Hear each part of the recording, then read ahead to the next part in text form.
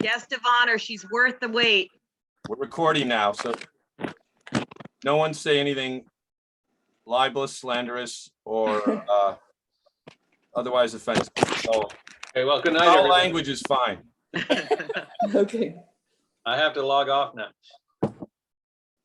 There is some foul language in the book, but okay. Well, why don't we we'll give a few more, but it's all Tom, you want to kick things off, or should we wait a moment or two? Let's give a moment or two, but we got a nice group already gathering. We appreciate. We have different time zones represented. Oh, Dude. really? We see Colorado, we see Albuquerque, we see Alaska. Nice. I will gladly embarrass my Aunt Kay. That's Kay guys. That's so mute. She was supporting my work from second grade on. So, and herself, No, a veteran teacher. I'm having enough trouble here.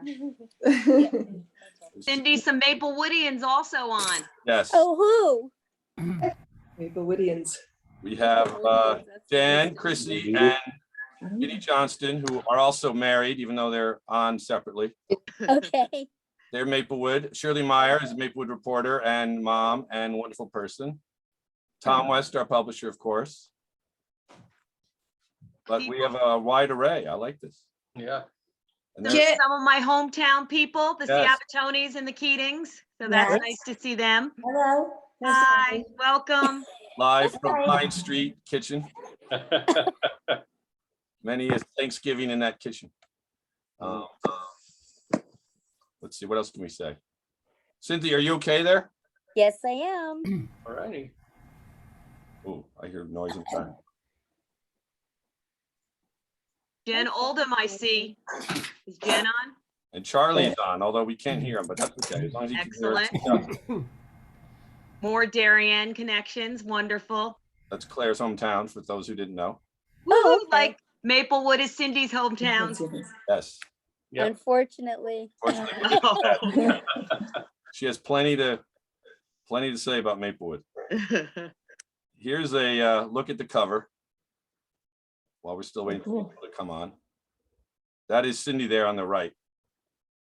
And that is her sister Carol on the left. Cindy, for those of you who don't realize, she is an integral part of the story, and she is sister of Carol Ann Farino, who is the deceased and much remembered. And her account and her recollections and her story is a major part of the book. And I thank her for coming on and for being involved. So, No problem. want to kick it off? Let's kick it off. Okay. Okay. Just by way of, I'll introduce myself quickly and then we'll introduce our guests of honor tonight. But I'm Tom West. I'm the president and publisher of Amarna Books and Media. And it's been so long since we've all lived on Zoom that I think we have forgotten a tradition, and that is to get on Zoom with a glass of wine. It lost its novelty about, a whole year ago, but I did want to offer a toast. I have my mug of tea and Society of Professional Journalists mug, of There course. we go. Oh, that's cute. And I'm so happy that this is the second Zoom launch we've done for a book by our beloved and supremely talented author, Joe Struck. So, Woo! Cheers. Much too kind. book number 2 by Joe that I have published, and there is book number 3 round the bend. We don't know when, but we've got them lined up on the runway here. Yeah. So I'm very proud and pleased to have published the last book, which is a fantastic novel, Plug Time, The Crookedest Street, a really truly wonderful page turner of a novel, and available wherever good books are sold. And even where they sell some bad books, you can still buy a good one.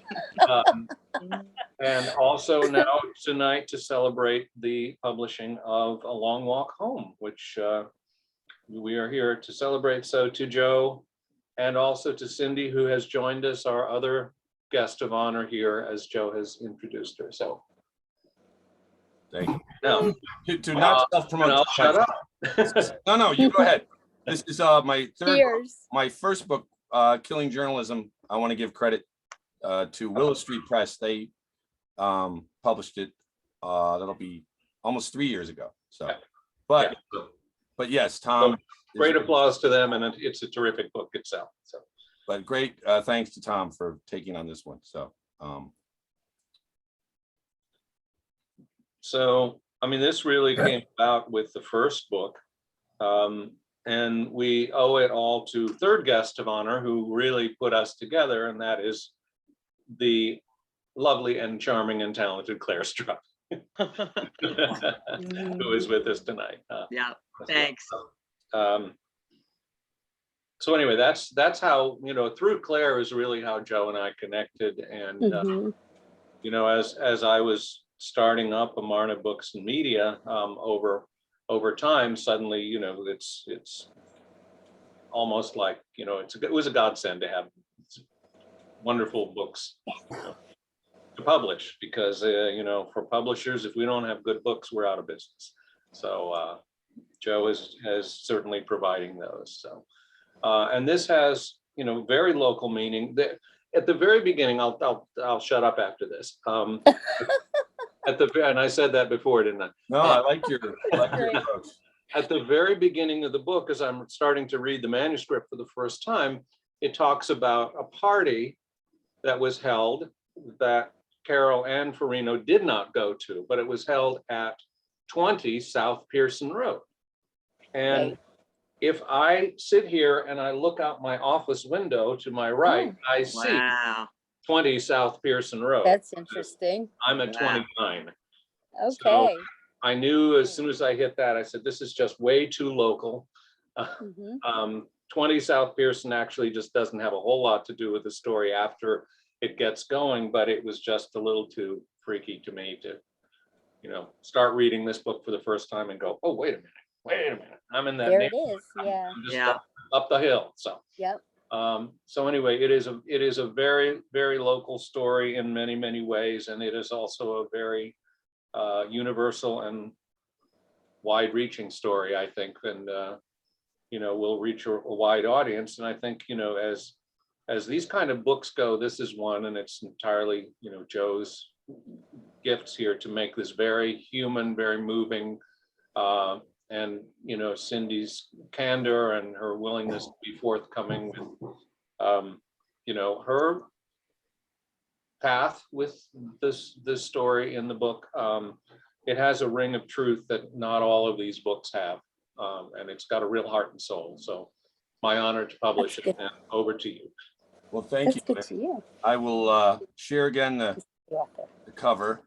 And of course, it's called A Long Walk Home, a young woman's unsolved murder and her sister's lifelong search for answers.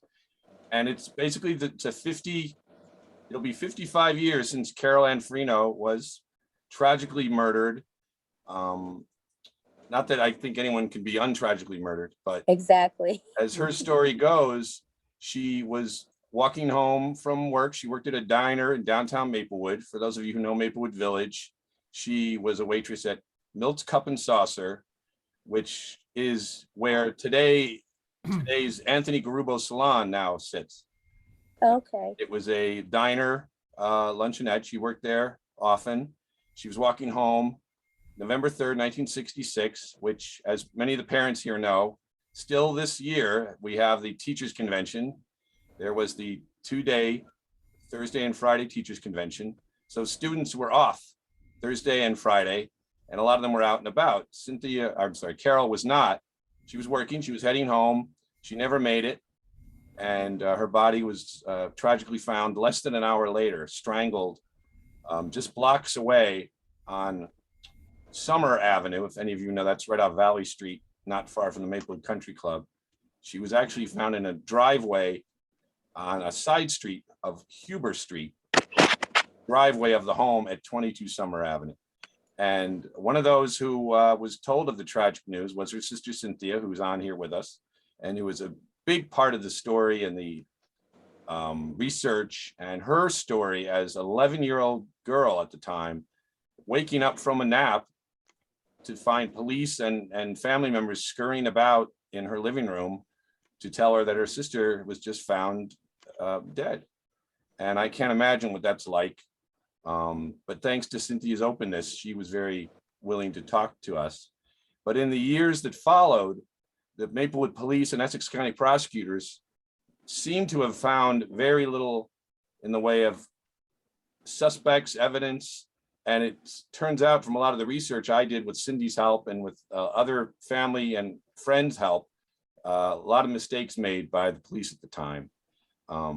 But Carol was a popular, attractive young woman who worked hard, who had many friends.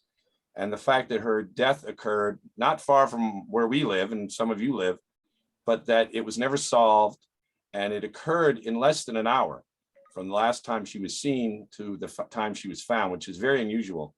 For those of you who know, I've been a reporter for 30 years. I've done a lot of crime stories, and that's something that stuck out at me.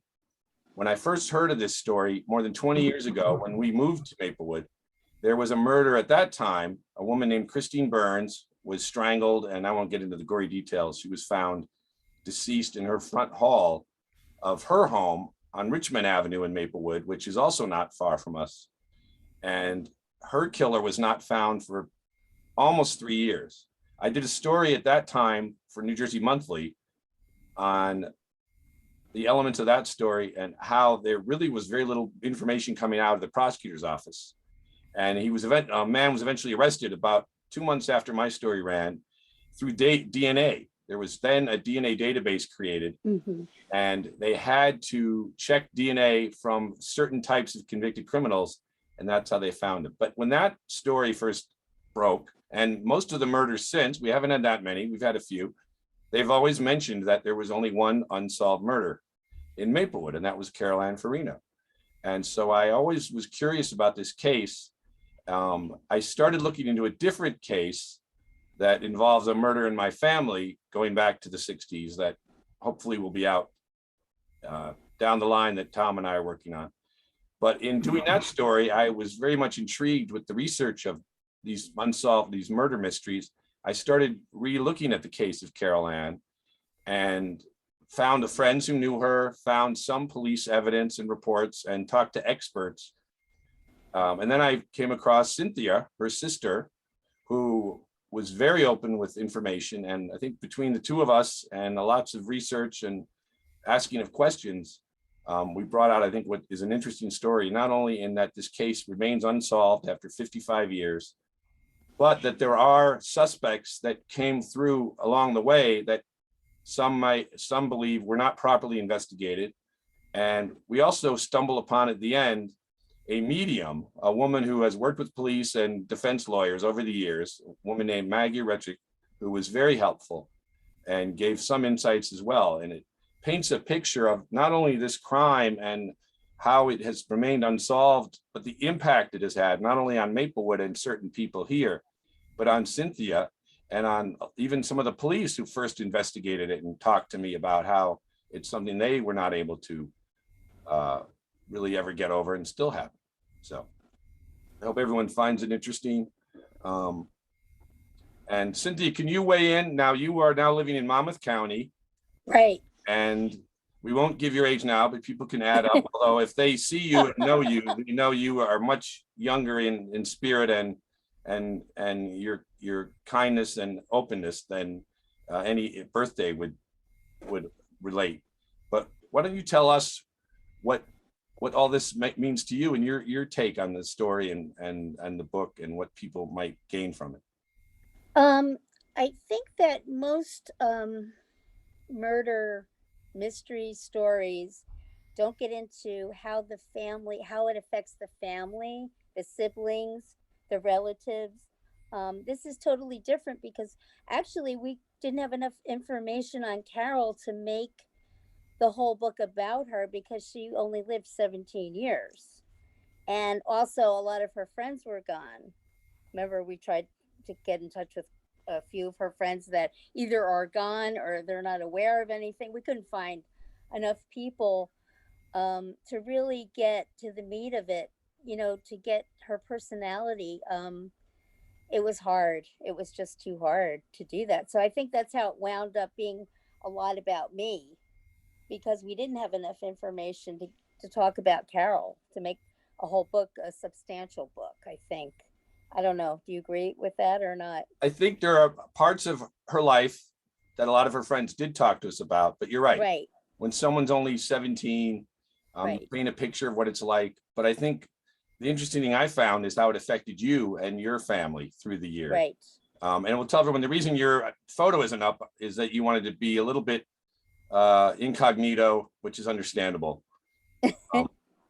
We do a lot of pictures of you in the book from earlier years, though, which I think Right. helped. It's not that I have a horrible deformity. It's just No. that I don't want my face out there too much. I don't want people to recognize me. You know, it's just not something I want to do. No, it's fine. But what was Maplewood like back then? For people who don't, even people who live here now, it was a lot safer. Yes. I mean, I would walk to a friend's house at night, like it would be 6, 7 o'clock at night, and walk home by myself. And I was only, 10, 11 years old. But we did that when we lived in Vailsburg, thinking that Maplewood was just as safe, when actually Vailsburg was safer, believe it or not, because of the Italian neighborhood I grew up in. So I think my parents really weren't concerned about that when we moved to Maplewood because of that. I told you about living in Vailsburg, and everybody knew everyone, and the children would all play at night in the summer, and all the parents were out. I guess they assumed that Maplewood would be just as safe, and it wasn't. Right. For those who don't know, Vailsburg is a section of Newark where both Cynthia and Carol were born and their parents met. And they lived, and it's right almost adjacent to Maplewood. It's right next door in some parts. You cross right over, and it's something of a suburb within Vailsburg. At least it was years ago. You mean a suburb within of Newark. Yeah. There's a lot of history in the book how her parents met, and that they came to Maplewood only a few years before the murder. Right. But tell everyone what it was like for you that night. And again, this is in the book in detail, among other things, but I wasn't concerned at first, because actually I was hoping that she was out having a good time, because our parents were very strict. And so I was kind of hoping that maybe she was doing something fun at first and didn't want to come home. But of course, after, a couple of hours, we were very concerned, and I had to go wake my dad up to go get in the car and look for her. And that was always a chore. As I was telling Joe, he worked nights delivering newspapers for the Star Ledger. So he was never in a good mood when he had to get up. And I was always the one nominated to go get him up, which was not fun for me. So, yeah, that was how it started. My mother said, I think you should go upstairs and wake up your dad, because your sister's not home yet. I think by that time she was only a half hour late. And so I finally got him up, and he did go out to look for her. And that's where it starts. And still hasn't finished. Here we are, almost 55 years later. Right. Okay. And that evening, he went out, and then he came back, and he said he still couldn't find her, and he went out again. And then he didn't come home for a long time. And I think that's when I fell asleep on the couch with my mom. We were watching TV. But by this time, my mother was pretty upset. She was starting to get really upset. And I could tell he was very concerned when he came home the first time to tell us he couldn't find her. And what was Carol like? What was she like? She was a Don't lot of know. fun. She was secretly I'll very pull up some funny. pictures while you're talking. Yeah. She was I can't explain. People would think she was shy, but because we were very close, I thought she was funny. She had a great sense of humor. She was a little sarcastic. You know how teenage girls are. We just were very close, even though we were 5 years apart. It was us against them, more or less. These are all pictures there's your parents. There's my parents. That's me and my dad. There's That's your my dad during World War II. She had this little devilish side, let me put it that way, that probably a lot of people didn't see, but I did. She was just great. She was a good person. I mean, you know that from talking to her friends. Everybody liked her, but she wasn't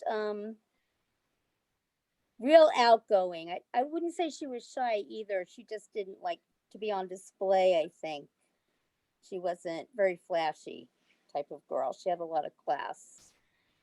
And for those of you who don't know Maplewood, it's very much a small town. Back then, it was a little different. It was a little more Very conservative. more conservative, whiter. The high school, I think Yes. Carol's class would have been class of 67. Had, I think I counted 6 people of color in the yearbook. Right. And but your class, you graduated in 72. Yes. Probably didn't have many more than that. I think we had a few more. Few more? Yeah. Yeah. But it was Quite a starting to few more. change by then. Yes. Maple it was a very safe community, very conservative, somewhat mid to upscale. And to have a murder occur in any town like this, I grew up in Summit, which is in New Jersey, a few towns from here, which is also pretty upscale and conservative. But back then, to have this occur, and I talked to people who were around then, not only who knew her, but just who knew the town. And then for it to not be solved for this long, kind of, I think, talking to you and others kind of eats away, even at some of the police who, as I'm we surprised to hear that the police were at all.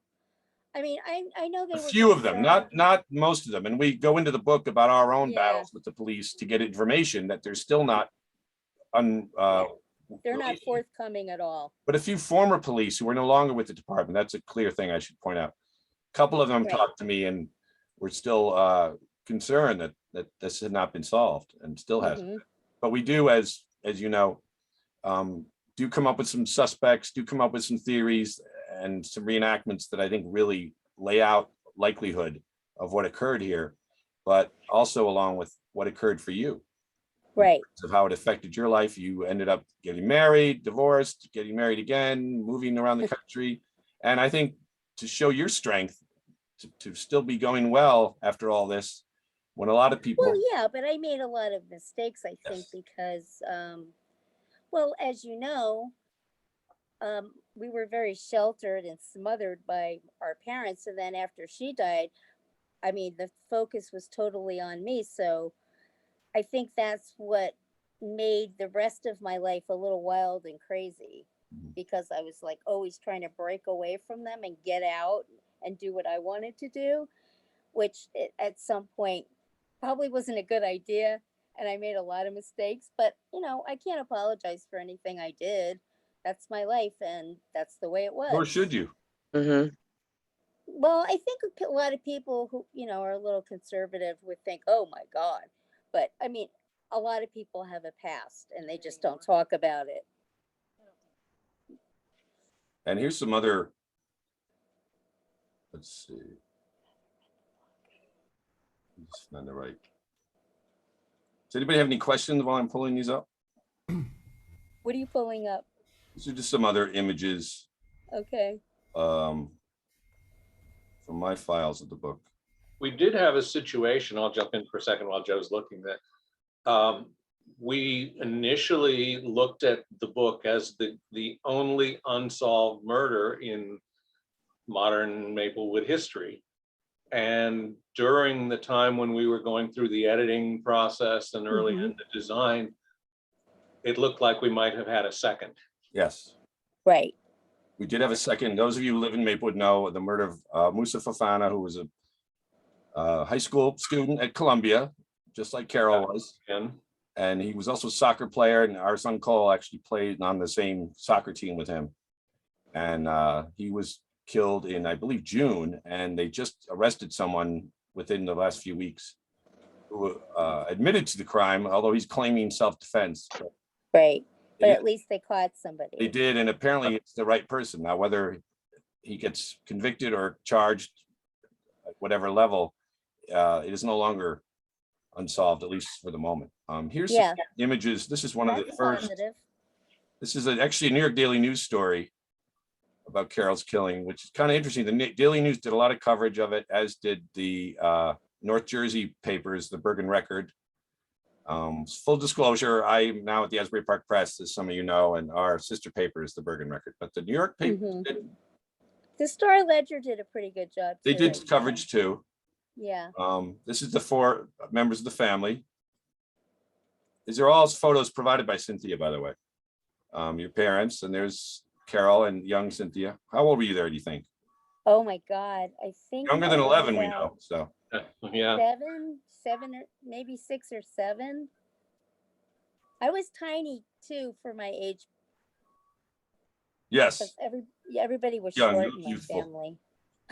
And is that you or Carol? I believe That's Carol. Carol. You still are tiny, Cynthia. Yes, I am. There's Can't Carol. help that. Do you know where that was That's taken? Carol. Is that in Maplewood or is that somewhere else? That's South Orange. That's at Cameron Field. Cameron Field, which is the big baseball and park field that our Yeah. Yep. son has played on, and our daughter. There's the 2 he does. Is that her first communion or That's her confirmation? confirmation. And you were all members of Our Lady of Sorrows Church, which is in South No, we Orange. weren't. No, tell me. This is why we have you on. I Or was that in Newark? That we were in Vailsburg still, so she Okay. went to Sacred Heart Correct. on South Orange Avenue. This is That why was we the have you. big, yeah, that was the big church in Vailsburg. And there's that's Cynthia also, or Carol also at Christmas. That's Carol. Yes. Yeah, I think these are all Carol. Yeah. And that's her high school photo, Oh, which That's her the yearbook. yearbook did a pretty good memory memorial to her, because she died in November of '66, and the class graduated in obviously the spring of '67. And there's Yeah. two of you also. Now that's when we lived in Vailsburg, Is that her in and the apartment on Boylan Street. and there's baby Carol. That's She's also in so the book. A cute. lot of these are all in the book. And is that going to a prom or? No, she was going to somebody's wedding with a boyfriend. And that's on And, Jefferson Avenue, one of your first. That's on house. Jefferson Avenue, actually. Yes. That's where, there you lived when she was killed, and then you moved to another street. Yeah, then we moved up to Orchard Road in Maplewood. And there's the two of you again. That's when we would go down the shore in the summer with my grandmother. We would bring my grandmother also, which was interesting. And always, yeah. that's your parents and you two? Yes. Yep. That's us. So there we go. So and one of the things I really, with Cynthia's help and our friends' help, was bring out, who this person is. I've covered a lot of murders. And one of the things I learned early as a reporter is I had editors who were big on saying, find out more about the person. And as a reporter at newspapers, you'd have to go talk to the families soon after. In this case, this killing occurred years ago. Right. Interview people right after it happened. A lot of people think it's ghoulish of reporters to do that. But the thing I would always ask is not, how do you feel, which is a stupid question. But tell me about the person. And personally, I always wanted to know, this is a real person. It's not just a statistic or a gruesome story. There's a real person behind this. And I think that's one of the things that we were able to bring out, much to Cynthia's help. So I hope everyone enjoys Joe? it. Any questions? Joe, Yes. Hi, Well- Denise. was there more investigators other than local police involved in the investigation? Initially, it was Maplewood Police. And then the Essex County Prosecutor's Office got involved. That's a good question. In New Jersey, You're right. for years, the local police would be the lead investigators and the continued investigators. But eventually it kind of flipped to the point where the county prosecutors, which is our version of district attorneys, they have oversight of all serious crimes, murders, rape, assault, anything of a serious felony nature. So it is up to them to not only oversee investigations, but to allow them to be reviewed and information released, which I saw both with the Christine Burns case 20 years ago and this one, very reluctant to provide any information. And there's a lot in the book about us going back and forth. So in essence, the local police are involved. They were talking to us about giving access. In fact, one of the captains involved, who I talked to in the book, said they have an inch thick file on Carol's case. But at the last minute, they wouldn't release it. They said the county prosecutor has to approve it, and the county prosecutor rejected both my Freedom of Information request and Cynthia's, and also various other inquiries, saying it's still an open case, even though it's been 55 years and they haven't found anything new to share. So Doesn't make sense to me that maybe the FBI or somebody else would get involved. I mean, this is a long time for a case, and you're just leaving it to Never local thought police about who aren't that, maybe don't have the tools to investigate something like that. You would think they would bring in a national, no, that never happened? no, No, Cynthia would know better, but not since. no, I don't think involved either. so.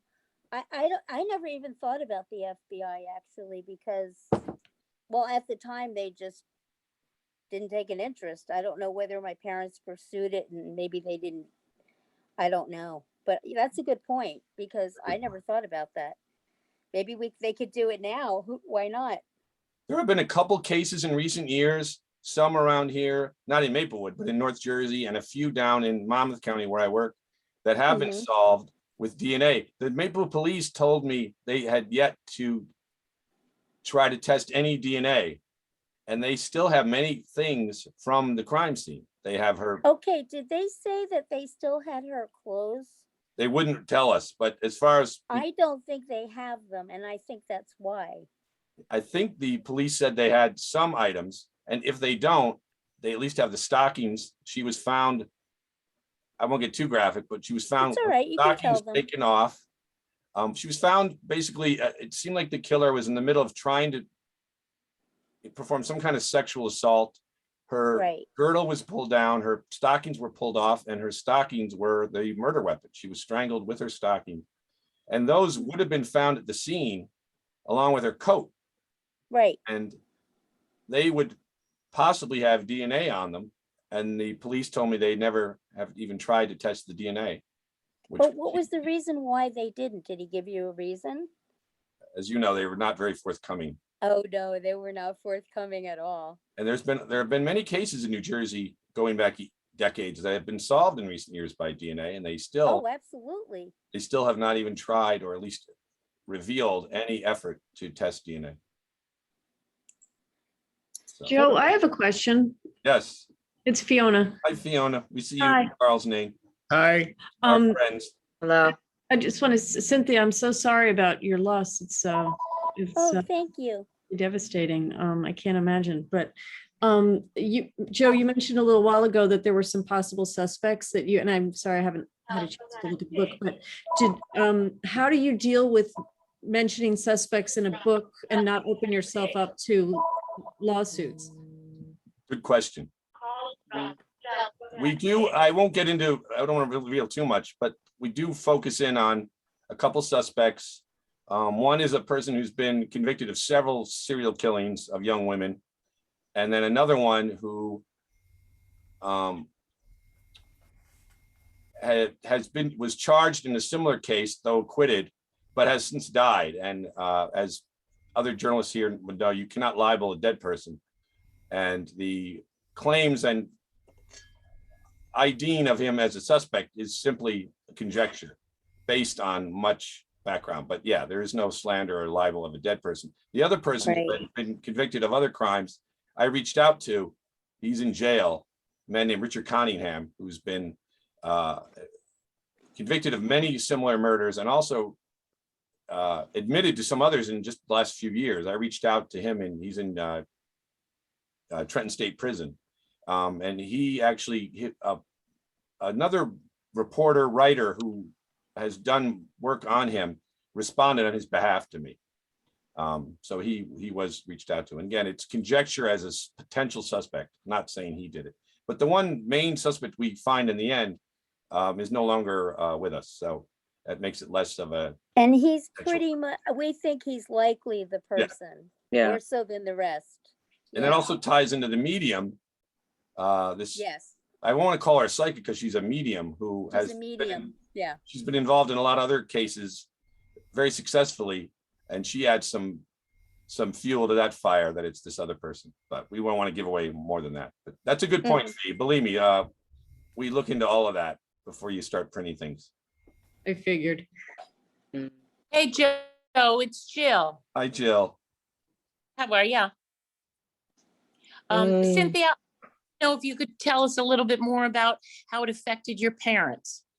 Well, my parents were, oh boy. My parents' marriage was not great to begin with. So it literally destroyed their marriage, although they still stayed together. It was not good. They were just functioning. They weren't really living a life. Let me put it that way. Oh, I'm That's the sorry. best way to put it. They weren't happy together before it happened, and the murder just exacerbated their already terrible marriage. So, and my mother was completely, oh God, dependent on my dad. She didn't drive. So she would never have left him no matter what, which was sad, really. Mhm.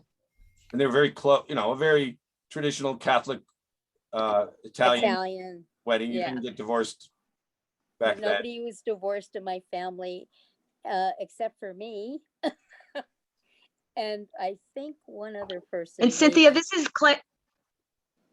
Cynthia, this Okay. is Claire. Wasn't your father a suspect for quite a while? Yes, good point, Oh, Claire. that's another thing. Yes. he That's was a very involved in the suspect. book. They decided to latch on to him, I think, because they had nothing else. And they made it known, which was very upsetting. Everybody in Maplewood knew he was a suspect, and I don't know how that came about. I don't know whether they deliberately did that or it just slipped out, but everybody knew, which was awful.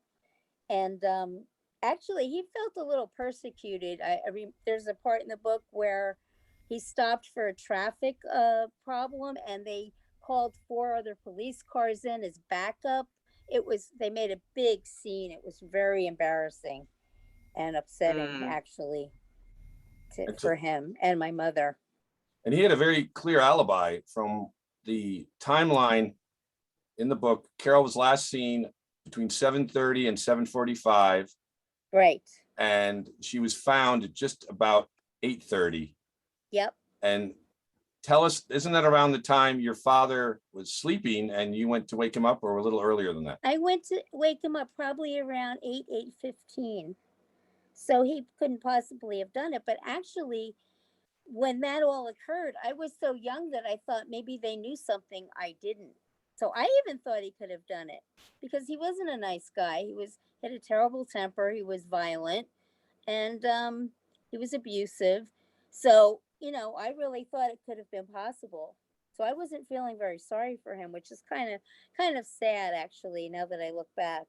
I feel a little bit bad about that.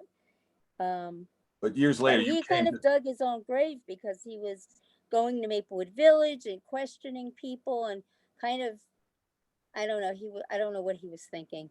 He was making himself look like a suspect. Let me put it that way. and wasn't part of his reason for doing that is that police weren't really being responsive and keeping your family updated, correct? No, they weren't updating us. Well, and then my parents realized that my father was a suspect, so they stopped cooperating with them also. And also we had the private detective that volunteered his time. That's in the book also. And he actually did more than the police did. He was a great guy, but he had a drinking problem.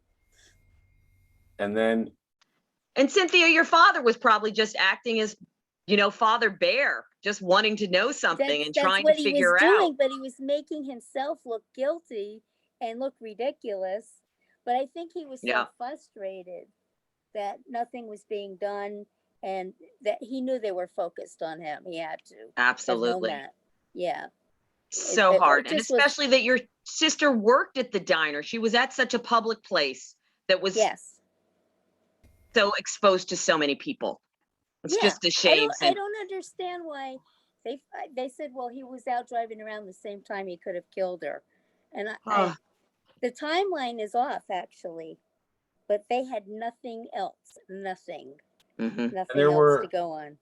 Initial investigating was done very poorly. I know that they had your parents come in and they interviewed them several times without an attorney. And then Mhm. you were brought in at 11 or 12 years old because it was your birthday. It was just 2 weeks after this, correct? Yes. Not a fun birthday, obviously, but here you No. are 11, 12 years old. You were interviewed for several hours without a lawyer or without your parents present, correct? That's correct. What was that like? Yes. Actually, I didn't know anything about the law at that point, so I didn't know what was supposed to be going on. So I just naturally went along with it because I wanted to do everything I could to help them, and it was fine. I mean, I was there for a long time, at least 3 or 4 hours, and they recorded everything that I said. And then I later found out through the private investigator that they lost all of the tapes.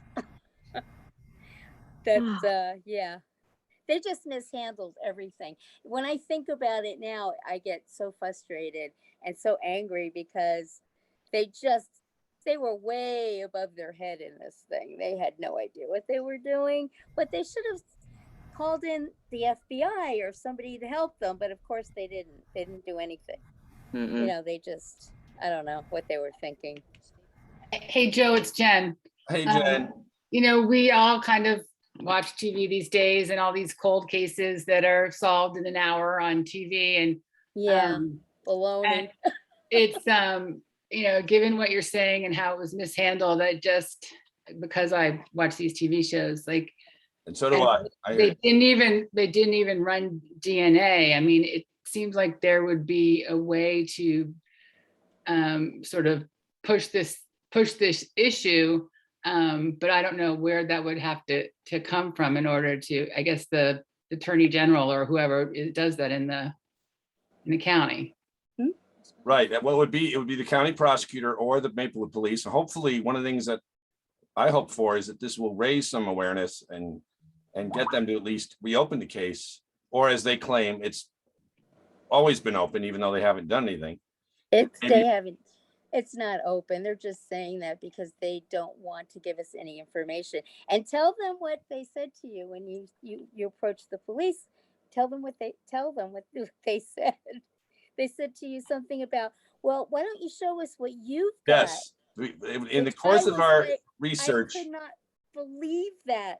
I sent, I started with, for those of you know, other reporters here know, the Freedom of Information Act is a federal law that allows public access to certain public documents. Police reports and investigative material is among them, although they can be denied.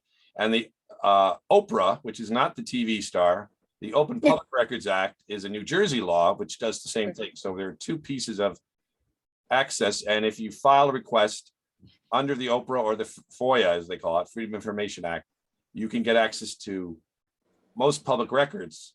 And I filed one on my behalf, and then we filed one on Cynthia's behalf with the Maplewood Police and the county prosecutor. They both rejected them. In fact, the county prosecutor sent me a 5-page email detailing why they didn't have to give me any information under their claim. But when after I did that, I reached out to the police chief in Maplewood, Jimmy Duval, who's generally responsive, and he assigned a captain to help me. And they were initially going to let me look through the files and let Cynthia look through the files of all the investigating they had done over the years. But then it seems like they got word from the county prosecutor, no, don't release anything. And when they sent me, and some of these emails are in the book, they sent me one email saying, well, we have to see if we're allowed to reveal it, but we want you and especially Cynthia to let us know what you have.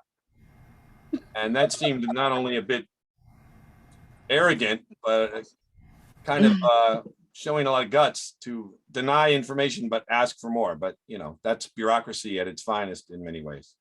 But even going back 20 years to the other case I investigated, they didn't want to reveal any information in that one either. In fact, for several months when they were investigating Christine Burns' murder, they wouldn't reveal to the press if they suspected it was someone she knew or if it was a random person. They wouldn't reveal anything. So for a while, and those of you who lived here at the time know, people were wondering, is there some killer out there who is going to strike again?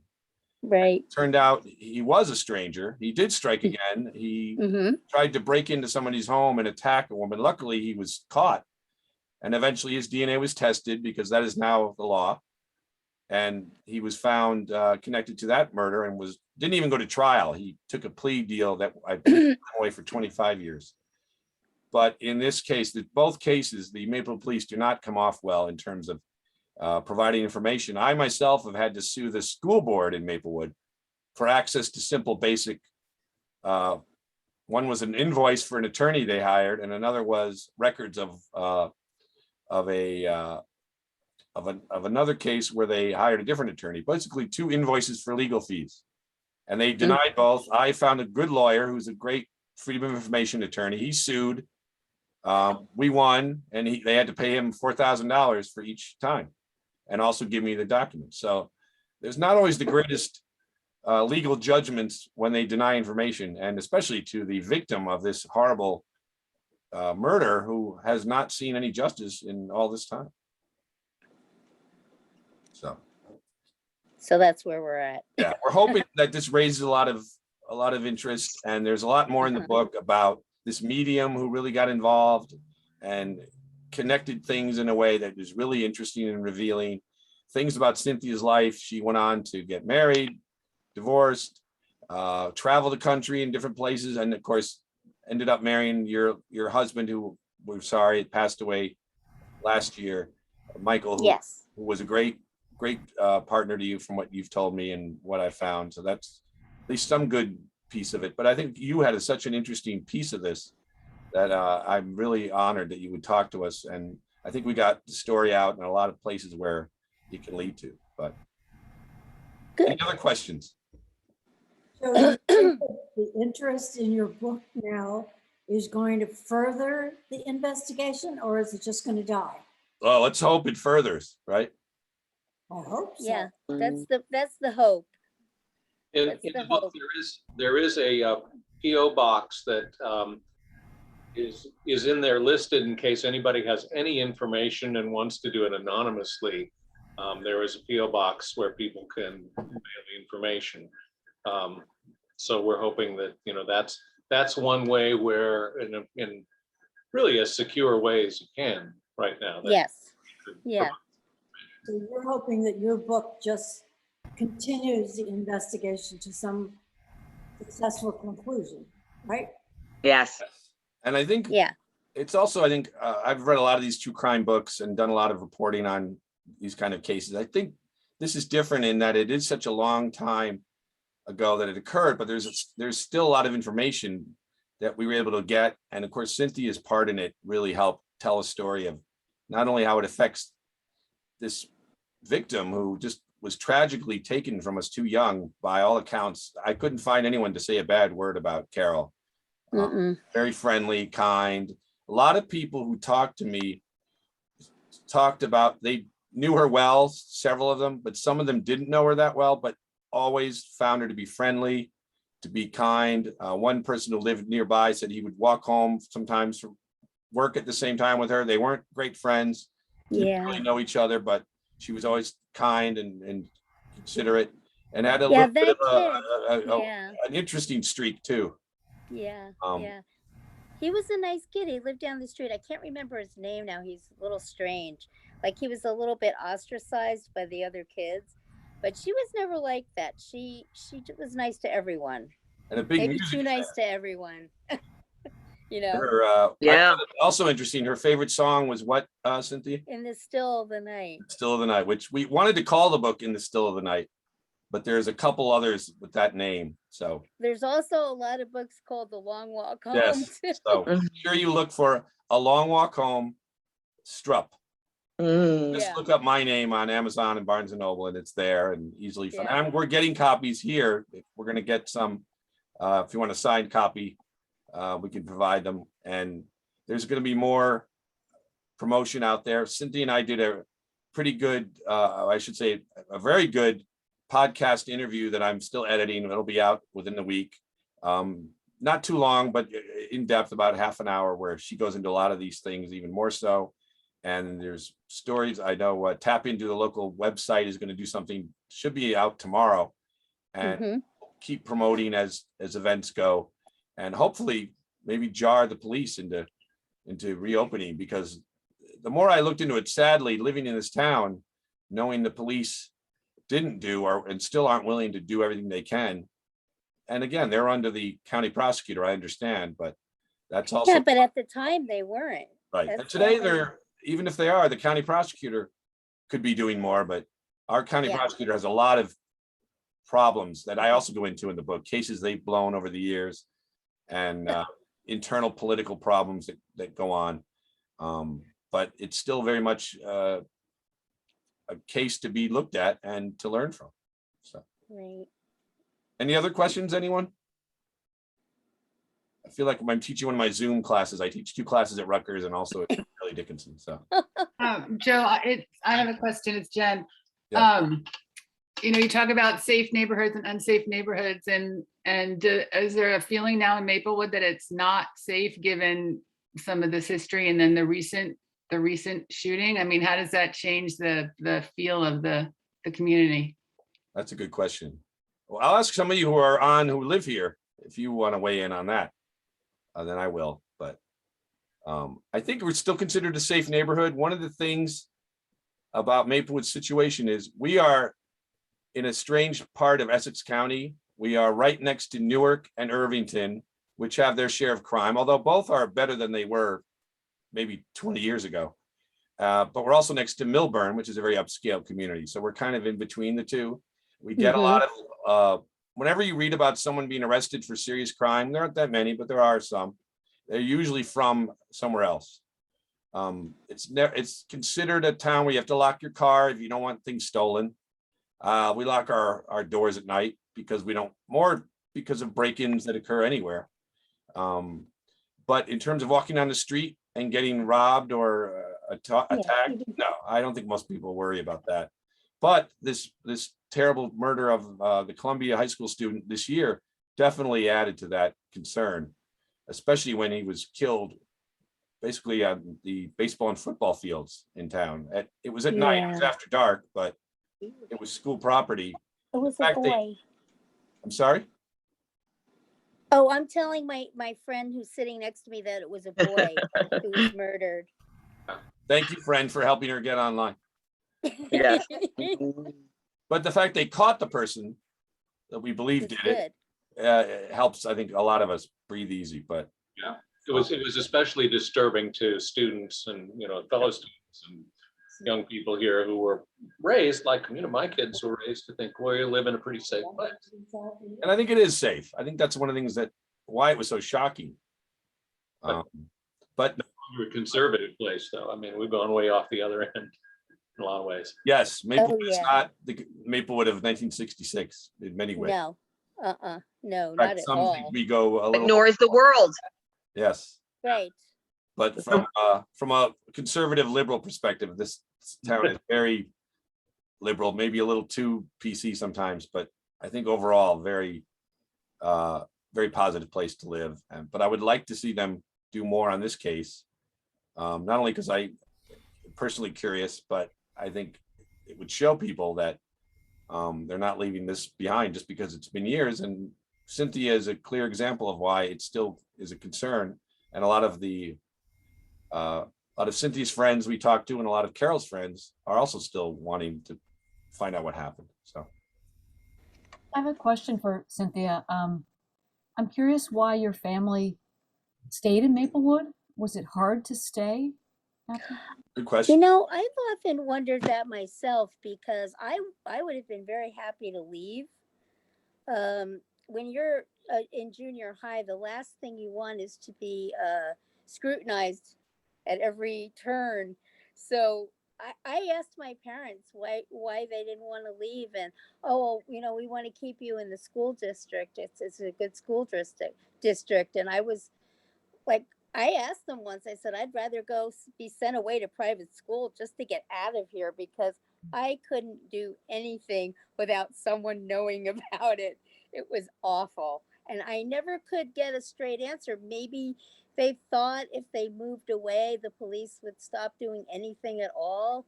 I don't know what their thinking was actually on that. But you did move to another house in Maplewood. Yeah, we moved out of Jefferson Avenue. Well, because we had a shared parking spot and that interfered with my father going to work at night because he would work all night. Most people work during the day. So that was his excuse, but they just wanted out of that house. They were unhappy. So I can understand that, but I don't know why we never moved out of Maplewood. I would have been perfectly happy to do so actually. So that's confusing to me. I could never get a straight answer from them about that. I think it might lead into, Cynthia, that they wanted to keep a presence there. I You think know? that probably was it. That makes sense to me. Yeah.